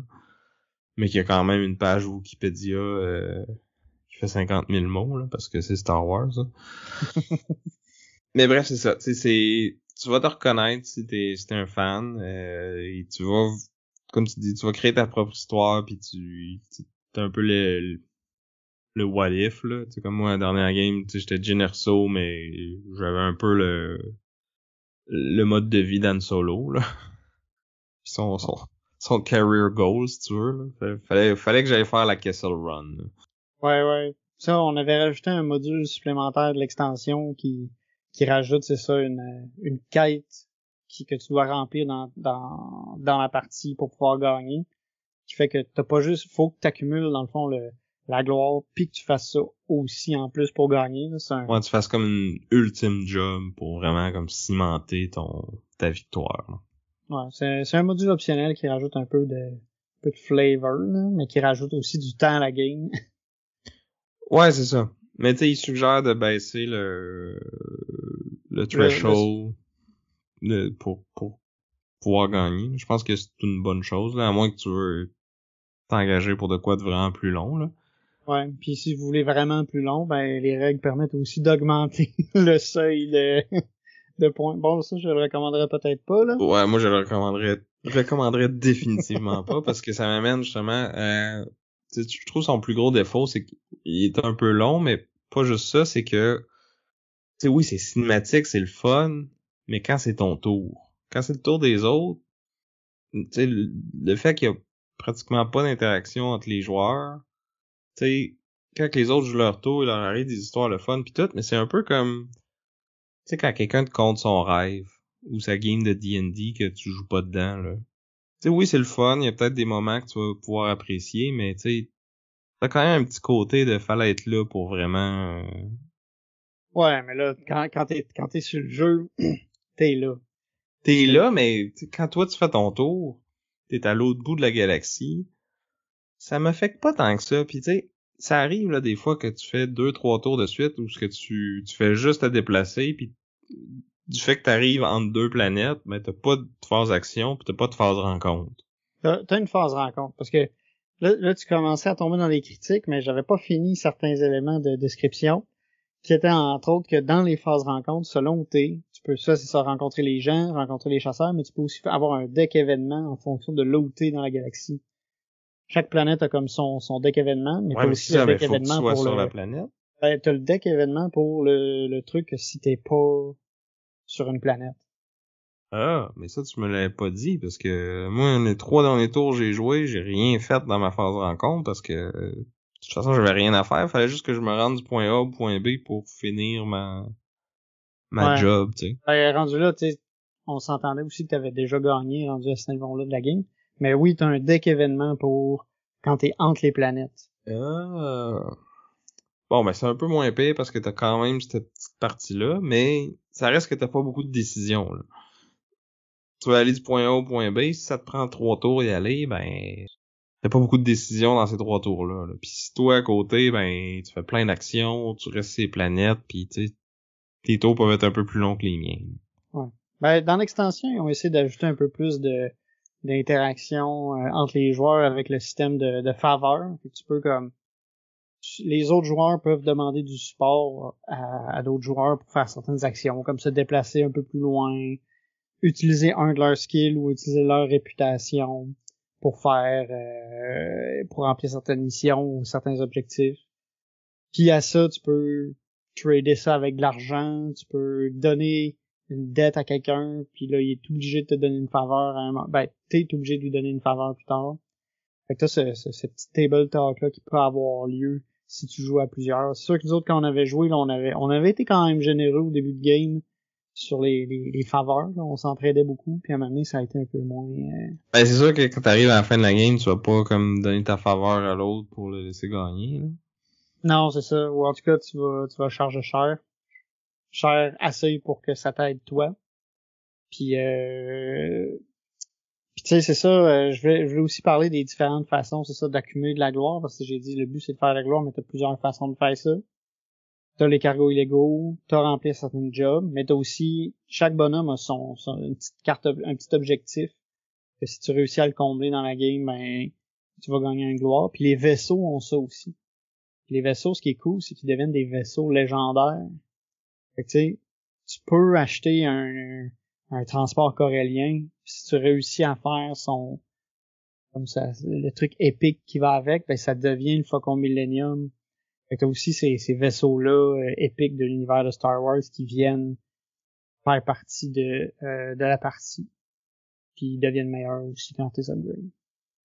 Ouais, c'est ça, toute cette partie thématique-là, je trouve que c'est la force du jeu, puis c'est bien fait. Fait que je pense que, tu sais, pour moi, ça serait probablement plus un bon jeu solo, là. Parce que tu vas avoir tout cet aspect-là, puis t'auras pas le downtime du tour des autres joueurs, tu sais. Ben, sinon, c'est qu'il faut que t'en fasses un événement quand même. Tu sais, faut que ce soit cool, faut que tu te mettes dedans, faut que tu lises les cartes aux autres, puis qu'on raconte l'histoire comme faut. C'est sûr que ça fait que le jeu va être plus long, mais peut-être que tu sais, moi j'aime ça. Moi j'aime ça, c'est ce genre de truc-là où il arrive des trucs qui ont pas rapport. Tu sais, moi, Merchant numéro 2, je l'aime encore à cause d'événements bizarres qui peuvent arriver. Outer Rim, il est plus permissif, il est moins sauvage, dans le fond, quand tu vas mourir, que Merchant and Marauders va l'être. Fait que, tu sais, moi, ça fait que pour moi, je l'aime mieux dans le genre. Ouais, il est moins punitif, là. Ouais, c'est ça. Moins punitif. Puis, mais tu sais, c'est la game qui devient le fun, c'est ce qui se crée pendant la partie qui fait que c'est cool puis intéressant. Pour ton cadre sur le jeu solo, en fait, c'est quand même cool à jouer solo aussi. Il y a puis avec l'extension, en fait, t'as 2 IA. Normalement, dans le jeu de base, t'en as juste un, mais en ayant l'extension, tu rajoutes un IA qui est un chasseur de primes qui, lui, va aller casser des gueules à travers la galaxie. Puis on ajoute aussi des cartes personnalités aux 2 IA. Dans le fond, les IA sont plus juste des bonhommes neutres, là. Tu sais, ils vont avoir un personnage, puis ce personnage-là fait que ça va affecter leur comportement. Fait que tu sais, tu peux avoir dans ta partie de Chewbacca puis Han Solo, ben eux autres ils vont avoir des trucs spécifiques à eux qui vont avoir lieu. Fait que tu sais, de jouer seul avec les IA, ça ajoute quand même des trucs intéressants, plus que juste du random. Tu sais, ça change avec les personnages. C'est sûr que c'est un peu plus fastidieux par contre à gérer. Tu sais, avec 2 IA, t'as tout le temps comme 2 fois plus de upkeep, là. C'est ça, mais ils sont pas super lourds à checker, mais quand même ça prend un peu plus de temps. Mais c'est le fun. Puis c'est ça là, ce qui peut être si on parlait d'interaction avec les joueurs, les différents types d'interactions qu'il y a, comme on a dit, c'est t'as les échanges, les faveurs, puis l'argent que tu peux faire transiter entre les personnes. Tu pourrais échanger de l'équipement si vous êtes situés sur la même planète. Mais avec l'extension, t'as des jobs co-op. Il faut que tu tentes avec quelqu'un d'autre absolument, puis les deux doivent faire des jets de dés. Ça ajoute un peu plus, il faut que tu te coordonnes. Fait que tu regardes les 2 équipes, est-ce qu'on est capable de faire ce job-là, ok, on y va. Nous autres, on n'a pas pogné pendant notre game. Parce qu'au final, il y a quand même beaucoup de cartes qui fait qu'on tombe pas tout le temps là-dessus, puis en fonction de de la partie qu'on veut jouer, ben, on va pas nécessairement aller chercher ces jobs-là. C'est comme là, moi, la dernière game, j'étais plus chasseur de primes. Toi, t'étais plus contrebandier. Fait qu'on n'a pas fait beaucoup les jobs, tu sais, t'en as pris une, je pense, puis on s'est aidé un peu, mais c'était pas une job. 1 ou 2, je pense, ouais. Fait que tu sais, t'as ça. Puis dans l'extension, tu peux aussi avoir des primes contre les joueurs. Fait que ça se peut que t'aies devoir tabasser un joueur en particulier pour pouvoir faire des grosses récompenses. Les primes contre les joueurs, dans le fond, ils te donnent directement de la renommée puis de l'argent, ils sont comme plus payantes déjà quand tu peux les pogner. Fait que tu sais, c'est ça. C'est sûr que d'une game à l'autre, l'expérience va quand même être assez différente parce que ça va tout le temps dépendre de qu'est-ce que tu vas faire. Tu peux pas tout faire. Essayer d'être bon dans tout puis de faire des points un peu partout, ça sera pas nécessairement optimal. Souvent, c'est comme bon ben moi je vais jouer une game plus chasseur de primes ou je vais jouer une game plus contrebandier puis tu t'en vas dans cette direction-là, tu fais ta vie de même, puis c'est comme ça que tu vas faire le plus de points. Tu peux en entêter comme un peu ailleurs. Ben, ça reste que, peu importe c'est quoi, faut que tu partes du point A puis que tu ailles au point B, là. T'sais, la contrebande, faut que tu ailles la livrer à une planète en particulier. La prime, faut que tu ailles pogner le personnage qui va être sur une planète en particulier. La job, c'est la même chose, hein. Ouais, tu te promènes beaucoup. T'sais, moi, je le vois plus comme, tu vas te promener, essaye de prendre les cartes qui te donnent de quoi en chemin, là. Ouais. Moi, c'est comme ça que je l'approche, en tout cas, là. Ouais, non, c'est sûr que tu peux optimiser certains trucs en voyant où est-ce que tu t'en vas puis qu'est-ce qui est disponible présentement. C'est cool parce que t'as un peu de contrôle là-dessus, là, dans le fond. T'as un deck pour les jobs, un deck pour les équipements, un deck pour les vaisseaux, tout ça. Puis quand t'achètes juste un deck, mais avant d'acheter, tu peux comme enlever la carte qui est sur le dessus d'un deck si elle te plaît pas, puis la remplacer par une autre. Puis après ça, tu vas pouvoir l'acheter ou pas, celle-là. Fait que tu sais, si le marché est un peu stallé puis qu'il y a rien qui intéresse personne, ben au moins t'as moyen de le faire changer, là. Un peu à tous les tours. Ouais, puis c'est ça, puis t'as comme 6 decks de marché tout le temps. Fait que à un moment donné, tu vas, à force de cycler, tu vas trouver des trucs qui vont t'intéresser. C'est ça, mais tu sais, ça se peut que tu prennes plusieurs tours, par exemple. Parce qu'il y a quand même beaucoup de hasard dans le jeu aussi, là. Parce que justement, avec ces gros decks-là, surtout que l'extension sont encore plus gros, avant, tu sais, oui, il y a plus qu'une chose qui va peut-être faire ton affaire, là, mais ça se peut que tu cherches longtemps aussi. Surtout, tu sais, si t'as le système de bounty, là, qu'il faut que tu trouves un personnage en particulier, ben, tous ces personnages-là, ils vont commencer face cachée, quelque part sur le board. Pis t'as pas beaucoup de façons d'aller les checker autre que d'être là, tu sais. Ouais, en fait, t'as certains indices, tu sais que tel personnage, en fait, il est de telle classe. Fait que t'as les personnages, les gris, les jaunes, les verts, puis les oranges. Fait que t'as une petite idée de... Lesquels qu'il faut que tu regardes, là. Ouais. Mais faut quand même que t'ailles là pour le regarder, là. Ouais, exactement. À plus nombreux, c'est sûr que là, on revire les bonhommes plus rapidement, parce que le monde, il voyage un peu plus, puis tu sais, la galaxie se découvre plus vite. Parce que quand tu fais un encounter avec un bonhomme, dans le fond, tu le revires, tu vas lire la carte en particulier, puis là, tu peux interagir ou pas avec. Puis souvent, il va rester là. Mais d'autres fois, il s'enlève, par exemple. Ouais, en fonction de comment tu vas agir avec le personnage, tu sais, il y en a qui vont partir. Mais ouais, c'est ça. Puis quand ils ont ajouté quelque chose dans l'extension aussi parce qu'il y avait ce problème-là, veux pas. Puis de fait de rajouter plus de bonhommes, ben ça fait dans l'extension, ça faisait que tu diluais les chances de trouver tes bonhommes. Ben là, il y a certains événements dans le fond parce que quand tu achètes une carte dans le marché, tu vas déclencher aussi un événement. Puis là, il y a des événements que c'est ben tu révèles les personnages sur ta planète. Puis s'il y en a plus, ben tu peux révéler comme autour. Fait que tu sais, t'as ça, mais c'est sûr qu'à plusieurs, c'est mieux cet aspect-là du jeu. Parce que Mais la en même temps, galaxie, ça fait... Ouais, ça se révèle plus vite, puis t'as plus de chances d'interagir avec d'autres joueurs. Mais en même temps, ça fait aussi que c'est beaucoup plus long avant que ton tour revienne. t'as un peu plus de downtime, ouais. Mais tu sais, les tours restent quand même pas hyper longs, parce que tu vas décider, ok, je bouge pas, je fais mon market, je fais mon encounter, tu sais, ce qui va être plus long, c'est, admettons, si quelqu'un fait une quest, là, ben, il fait une job, là, ça peut être un peu plus long, mais sinon, tu sais, ça va quand même assez vite, là. C'est pas non plus 20 ans de tour, là. Il y a pas... Non, mais il y a des tours qui sont plus longs que d'autres, mettons. Ouais, quand t'es indécis sur ce que tu veux acheter, ouais, ça peut être plus Là, long. c'est vraiment long. Puis comme tu dis, les jobs, ben, tu sais, c'est comme... T'as comme 4 petits paragraphes à lire, t'as 4 jets de dés à faire, est-ce que tu vas utiliser... Des fois, t'as des ressources limitées que tu peux utiliser pour rebrasser tes dés ou des affaires de même. Fait que là, quand est-ce que c'est le bon moment de les utiliser? Ça fait qu'il y a des tours... Comme je disais, là, il y a des tours où tu fais juste te déplacer, t'as un petit encounter dans l'espace, puis that's it, là. Ouais. T'en as d'autres où tu vas acheter, tu vas faire la job, là c'est plus long. Fait que si t'as 2-3 autres joueurs qui font des tours plus longs avant que toi ça revienne à ton tour, que tu vas juste bouger, ça peut être Ouais. un peu... Ouais, là, c'est un peu plus long. J'avoue que là, à ce moment-là, ça peut être plus tannant. Je te dis pas que ça va arriver à toutes les fois, mais il peut y avoir des moments dans le game que ça va arriver.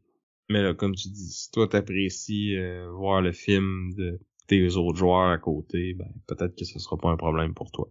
Ouais, mais tu le vis en même temps qu'eux autres aussi, puis c'est avec les interactions, tu sais, ça peut être j'ai besoin de tel skill, vous l'avez les deux, tu sais. Qu'est-ce que vous me demandez, tu sais, tu peux bargainer ça. Tu sais, c'est sûr que ça va se jouer avec plusieurs joueurs. Tu sais, là, on a joué juste à 2, puis tu sais, on Ben, était on avait joué à 3 aussi la première fois. Hein. ouais, ça fait plus longtemps, là. Mais tu sais, c'est ça, il y a des trucs qui sont intéressants à faire. Qu'on a moins l'occasion de faire à 2. Mais tu sais, moi c'est ça que je trouve cool du jeu, c'est l'histoire, c'est le fait qu'il y en a un qui part dans une direction, l'autre qui part dans l'autre. J'aime cet aspect monde ouvert, puis tu fais ta game, tu t'amuses comme tu veux. Tu sais, le jeu va être aussi le fun que toi t'as envie, tu sais, qu'il soit le fun pour toi. Puis sur ça, je pense qu'on peut commencer à comparer.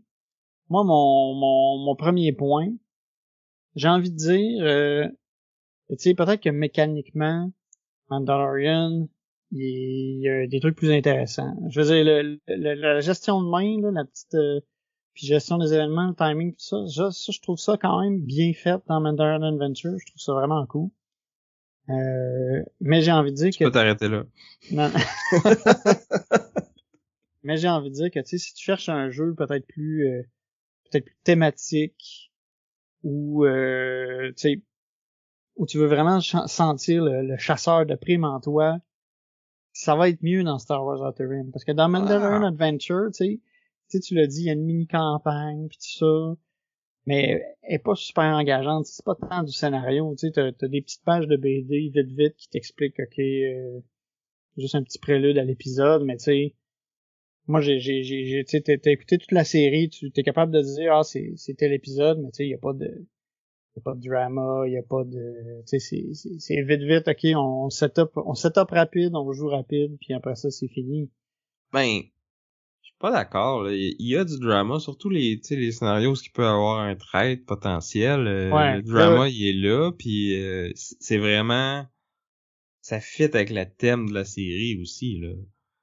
Puis tu sais, t'as toujours la tension de comme, sont où les affaires, puis tu sais, je trouve qu'ils ont bien, tu sais, ils ont bien adapté les différents scénarios, ça fit avec qu'est-ce qui s'est passé dans l'épisode, puis il y a un épisode où c'est Moff Gideon qui vient chercher l'enfant, puis tu sais, comme, tu peux pas le tuer, là. Il fait juste se déplacer puis essayer de ramasser l'enfant, parce que t'as comme une mécanique dans l'émission plus tard que tu peux le transporter, mais là, quand tu te fais attaquer, il essaie de se sauver, parce que des fois, c'est ce qu'il fait dans l'émission, lui aussi, puis il a peur, faut que tu cours après pour le rattraper, mais ça te permet de débarrer ses cartes qui sont, c'est comme si, quand il utilise la force pour t'aider, fait que, tu sais, c'est des cartes qui sont vraiment fortes, tu le transportes pour pouvoir y avoir accès, puis tu sais, il y a des petites touches comme ça, thématiques, puis je trouve qu'ils en font juste assez avec tu sais, les cartes, les habiletés sur les cartes, là, ils fit avec qu'est-ce que les personnages ont fait dans la série, puis tu sais, quand t'as Pav là, ben t'es armé jusqu'aux dents, puis lui, il joue avec les équipements, puis plus t'as de cartes sur toi, plus que ces cartes sont fortes, puis tu sais, c'est pas grand-chose, mais c'est assez pour que tu reconnaisses les personnages, que ça soit leur style avec le deck, puis un peu comme dans Outer Rim, là, quand tu fais l'émission Mercenaire, ben, tu sais, tu rajoutes les personnages que tu veux, puis tu fais un peu comme ton petit scénario à toi qui te fait penser à l'émission, mais qui est pas tout à fait pareil. Puis tu sais, moi je le trouve pas moins thématique que Outer Rim, là. ben, tu sais, dans Outer Rim, t'as le gros aspect what if Han Solo a décidé de devenir un gros mercenaire puis d'aller assassiner plein de gens du crime organisé, tu sais, what if c'est lui qui a pris, qui se ramasse avec le vaisseau de Boba Fett. Tu sais, t'as toutes ces affaires-là qui peuvent se passer dans Outer Rim. Tu peux décider quand t'ajoutes le module ambition, ben, tu sais, tu peux dire, OK, t'as un personnage, lui, son but dans la vie pour gagner la partie, c'est qu'il faut qu'il devienne un allié de l'Empire puis qu'il trash les rebelles le plus possible. Tu sais, t'as des trucs comme ça qui peuvent se passer dans Outer Rim. Fait que, tu sais, je trouve qu'il y a un peu plus de jus en termes d'histoire puis tout ça. Tu sais, peut-être en termes de mécanique, c'est plus clunky, tu sais, t'as beaucoup de jets de dés, tu sais, t'as quand même du hasard, mais t'as un peu plus de thème. Hey, ça reste que c'est toujours partir du point A puis aller au point B, là. Mais c'est qu'est-ce que tu fais en chemin? C'est qu'est-ce que tu vas faire rendu là? Est-ce que tu vas tuer du monde? Est-ce que tu te ramasses avec... Tu vas recruter Chopper puis C-3PO pour pouvoir aller capturer Lando Calrissian sur une planète? Tu sais, tu peux faire ça. Tu sais, je trouve que les aventures sont plus cool. Tu sais, ça peut être Outer Rim Adventure plus que Mandalorian Adventure, tu sais. Mais quand même, Mandalorian, j'avoue que l'aspect trade possible, je trouve ça bien, je trouve ça cool parce que ça ajoute un peu tu permets de déduction sociale dans ton dungeon crawl. C'est pas un mix moi en tout cas j'avais jamais vu ça, là. Tu sais, souvent, tu vas avoir des dungeon crawls, ça va être un contre tous. Et puis là, c'est comme, il y en a un, ben, c'est lui le méchant, là, on le sait, il contrôle les méchants, puis that's it. Mais là, l'aspect trade potentiel, je trouve que... Il faut juste que tu manipules un peu les ennemis pour te faire gagner, t'sais. Ben ouais, t'es pas obligé, mais en tout cas, tu peux le faire. Justement, avec le système de gestion pis tout ça. En tout cas, moi, ça m'intrigue vraiment. Puis au début, j'étais pas sûr, mais ça a l'air con, là. Tu sais, j'ai chialé un peu sur le truc que, tu sais, la victoire optionnelle qui est qu'il faut que tu fasses un truc spécial pour gagner, pas juste qu'un des membres du party meurt. Moi, c'est sûr que moi, ça vient me chercher, là. C'est le genre de truc que tu te dis, après ça, tu peux te vanter, puis tu peux écœurer tout le monde après que t'as réussi. Moi, ce serait mon genre, mais tu sais, c'est sûr que la façon optimale de gagner, c'est comme de provoquer des événements, provoquer de la scrap pour faire tuer quelqu'un. Mais je trouve que c'est ingénieux comme petit ajout, là, tu sais, parce que ça sonne vraiment, tu sais, ajout qui a été fait comme après coup, tu sais, on s'est dit, ok, on a un jeu qui fonctionne bien, ça se passe bien, le système de cartes, ça va bien. Qu'est-ce qu'on pourrait ajouter de plus? Ah, mais s'il y avait un trade dans le tas. Ah ouais, cool. Tu sais, ça sort bien, je trouve. Ça ajoute un petit quelque chose de cool. Ouais, je sais pas s'ils l'ont ajouté après ou s'ils sont partis du début avec cette idée-là. Là. Il y a beaucoup de designer diary sur Board Game Geek, là. Fait que si vous êtes capable de lire l'anglais puis que ça vous intéresse. Donc je pense que c'est Corey qui les a écrits, mais c'est peut-être Josh Bepler aussi ou les deux ensemble. Mais bref, il explique comme qu'est-ce qu'ils ont fait, puis pourquoi qu'ils l'ont fait, puis comment, puis pour plusieurs aspects du jeu. Puis tu sais, c'est toutes des affaires qui sont sorties avant le jeu. Fait que c'est comme ça servait un peu pour le hyper en même temps. Puis moi c'est ça qui me je les ai pas toutes lues de bout à bout, là, mais j'en ai lu un petit peu, puis ça m'a vraiment primé pour le jeu, puis j'ai pas été déçu. Là. Je pense que ce qu'ils voulaient faire, ils l'ont bien livré. Là. Puis probablement que c'est ça pour Outer Rim aussi, mais c'est en tout cas quelque chose qui tombe moins dans mes goûts peut-être. Côté accessibilité, j'ai envie de dire Mandalorian il est peut-être un peu plus accessible, plus facile à sortir, tu sais, c'est vraiment quelque chose qui prend pas de temps à mettre en place. Pas de temps à jouer, tu sais, les parties c'est 1 heure. Pas ben long à expliquer non plus parce que c'est quand même pas trop compliqué. Puis surtout si tu décides de jouer avec le deck, comme je veux dire, la première game, tu sais, je veux dire, il y a beaucoup de mécaniques qui sont pas là, fait que c'est super facile. Peut-être trop facile comme on disait. Mais c'est assez accessible, là, tu sais. Quasiment envie de dire, tu sais, premier dungeon crawler pour quelqu'un, ça pourrait être un bon pick. Ouais, non, je pense, puis c'est ça qu'ils voulaient faire, là. Ils voulaient de quoi de plus mass market, je pense, puis aller chercher autant les fans de Star Wars que les fans de jeux, là.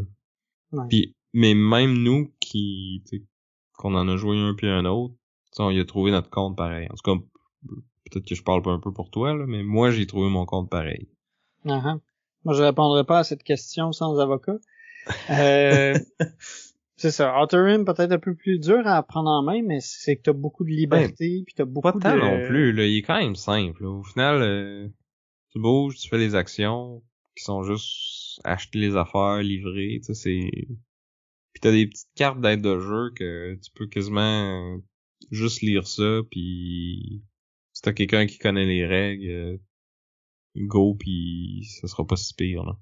Ouais, mais t'as comme beaucoup de liberté, fait que pour quelqu'un, ça peut peut-être être difficile de savoir par où aller, où commencer, puis tout ça. Tu sais, t'as des petites aides, là, tu sais, comme ton bonhomme, il a son petit life goal que tous les bonhommes ont, qui est un peu différent, tu sais, puis ça peut t'aider un peu à te guider. T'as aussi une carte de départ qui va souvent être Ouais, t'as une job au ou un début, fait que bounty, tu sais, qui va un peu t'orienter. Mais tu sais, quelqu'un qui a de la misère à prendre des décisions, ça peut être compliqué. Mais ça vient avec aussi le plaisir puis la liberté de choisir ton style de jeu qui t'intéresse. Côté présentation, j'ai envie de dire les deux ça c'est bon. Je te dirais que visuellement, il y en a pas un des deux qui me j'ai la misère à dire qu'il y en a un qui est vraiment plus beau que l'autre. Là. Moi, je trouve que c'est similaire. On a des composantes. ouais, dans le même style. Là. C'est le Fantasy Flight Star Wars. Là. Des cartes, des tokens, des standees. C'est pas... on a comparé Imperial Assault. Lui, au moins, il y avait des mini, mais c'est sûr il y en a beaucoup qui étaient vendus séparément. Là. Fait que, lui, il y a un petit peu plus de présence sur la table, mais honnêtement, les standees pis les jetons, ça fait super bien la job. Là. Ouais. Je pourrais donner des points à Outer Rim pour l'originalité, par contre, parce que il y a un plateau qui fait un demi-cercle.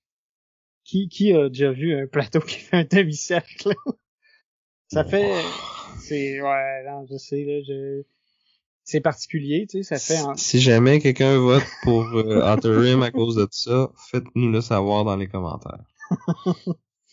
Mais c'est original.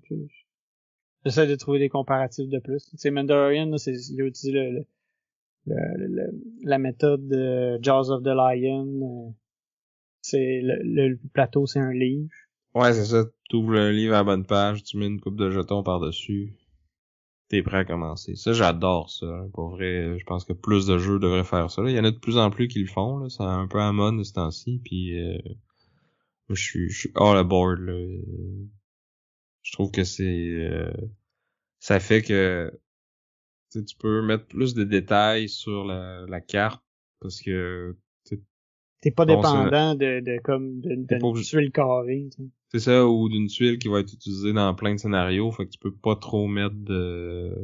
Faut qu'elle soit générique, tu sais. C'est ça. Tandis que là, tu sais, c'est spécifiquement un endroit, puis tu le reconnais, là. Ouais.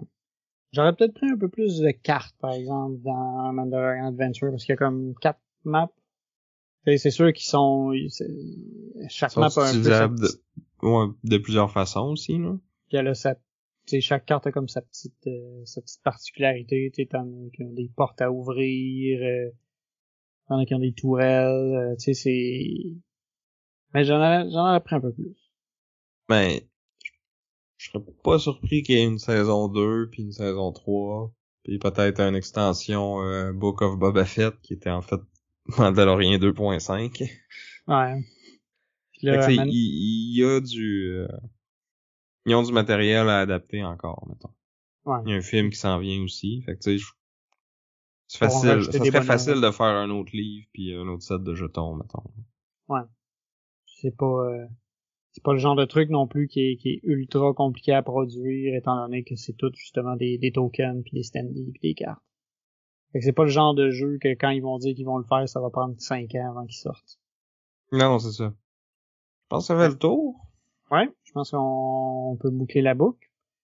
Fait que maintenant, ça va être à votre tour de nous dire qu'est-ce que vous préférez. Est-ce que vous allez être avec #Team Vince avec Star Wars Outer Rim pour naviguer la galaxie à la recherche de la gloire? Ou elle va être #Team Sam et revivre la saison 1 du Mandalorian, mais aussi mix and match certains scénarios avec des visages connus, mais dans d'autres contextes. Peut-être aussi que vous avez un autre jeu de Star Wars, mais pas dans l'histoire principale, parce qu'il y en a un puis un autre, là, des jeux de Star Wars. Il doit y en avoir d'autres, là, que c'est plus Bounty Hunter, Outer Rim. Faites-le le savoir dans les commentaires, que ce soit sur YouTube, sur Facebook, sur Instagram, sur notre Discord. Venez voter. Venez nous dire votre jeu de Star Wars adjacent préféré. Merci à vous de nous écouter. Merci à nos Patreons pour tout le support qu'ils nous offrent, qui nous permettent de continuer à maintenir la chaîne. En parlant des Patreons, ils ont eu récemment droit à leur premier épisode spécial, qui était notre duel de thèse. Parce que si vous le saviez pas, moi pis Sam, on a étudié pendant un certain temps, fait qu'on a été à l'école très longtemps, puis ça intéressait nos Patreons, fait que on décrit un peu notre parcours à nos Patreons, si ça vous intéresse. Si vous voulez nous entendre parler de science plutôt que de jeux de société, ben vous savez où aller. On aimerait aussi remercier l'Odyssée. Finalement, on aimerait aussi remercier Chrysalis pour notre chanson thème. Puis finalement, un dernier petit appel, là, si jamais vous trouvez que notre logo s'agence bien avec vos yeux, on vous invite à aller sur notre Spreadshop pour vous procurer du matériel, du linge à notre effigie. On va vendre des cotons ouatés, des t-shirts, des habits pour bébé, des petits sacs, des tasses. Si vous avez des beaux yeux, faut aussi bien le faire matcher avec un t-shirt de Board Game Duel. Vous allez voir, ça va pogner. Si vous n'avez pas des beaux yeux, ben vous pouvez mettre un t-shirt de Board Game Duel, puis les gens vont regarder ça, puis ils verront pas vos pas beaux yeux.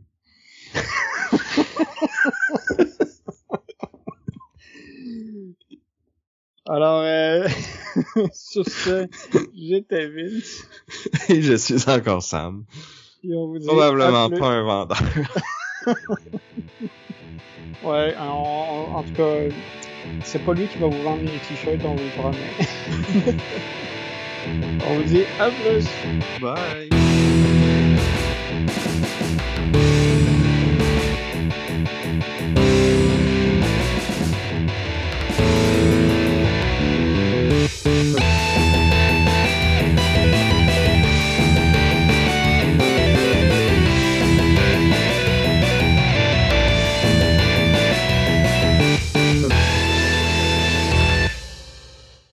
Outer Rim, puis je vais inclure l'extension, la bordure extérieure dans ma sélection.